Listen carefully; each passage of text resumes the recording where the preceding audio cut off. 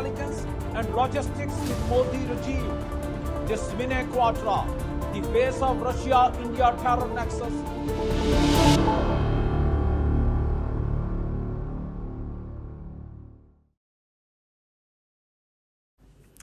Eat, sleep, wake up and threaten India. That's a day in the life of Gurpatwant Singh Pannun, failed lawyer, failing separatist and Khalistani mascot.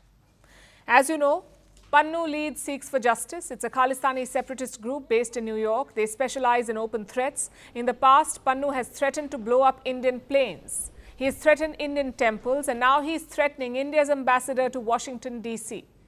His name is Vinay Kwatra. He took charge as India's envoy in the month of August. Before that, he was foreign secretary.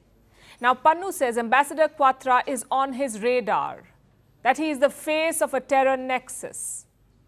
And who else is part of it? Apparently Russia. Pannun says that Moscow is feeding Khalistani intelligence to India and that Ambassador Kwatra is coordinating this operation in D.C. Listen in. Indian ambassador in Washington D.C. Vinay Kwatra has been assigned the responsibility to coordinate with Russian diplomats and consulates in North America. And Russian agencies have started sharing intelligence and logistics with Modi regime about pro-Khalistan Sikhs activism in North America and European Union. This Vinay Kwatra, the face of Russia-India terror nexus, is already on the radar and target of pro-Khalistan Sikhs. First of all, the 20th century called, they want their graphics back. But jokes aside, this is a serious threat. Pannun says India's ambassador is on his radar. He's got Vinay Kwatra's picture inside a gun scope. Yet what has the United States done? Absolutely nothing so far. As for Russia, we haven't heard from the Kremlin yet, but Russian state media has responded. They're trolling Pannun and Sikhs for Justice. Look at this.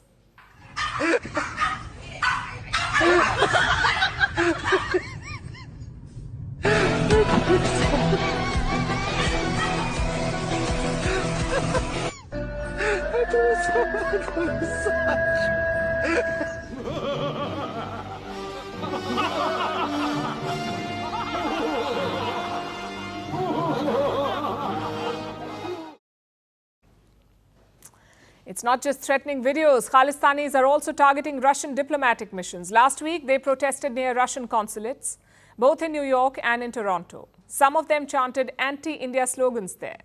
Now, this episode raises two questions. One, how will Russia respond to this Khalistani challenge? And two, why is Pannun targeting Moscow?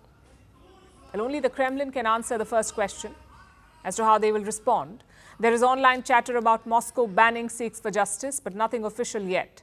As for the second question, why are they targeting Moscow? It could be tactical. The US is already unhappy about India's partnership with Russia. What better way to drive a deeper wedge? To bring more attention to the Khalistan movement. It may be a fringe topic right now, but if you add Russia to the mix, you can widen the scope. You can reel in American politicians. After all, they love a good Russia hoax. But frankly, we don't see the issue here. Russia has been a long-standing partner of India. We would expect them to share information about anti-India separatists. That is what partners do. Partners accept the United States of America. Washington has been ignoring the Khalistani threat. I'll give you an example. Pannun faces a number of cases here in India. One of them is linked to hoisting a Khalistani flag on a government building in Punjab. Apparently, Pannun ordered this.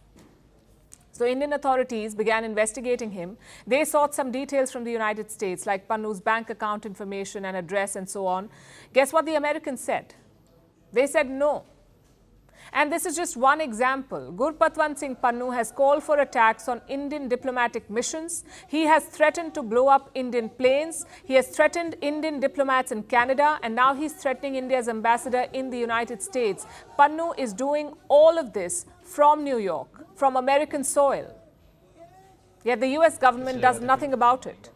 Russian state media says Pannun is a CIA asset, that he's working for Washington. Of course, we cannot verify this claim, but Washington's attitude does raise questions. Because Pannun's videos may look funny. He may dress like a Khalistani John Wick. But his words are threatening, hateful, and inciting. So the ball is now in America's court. Will they wait for these threats to materialize, or will they help a partner country?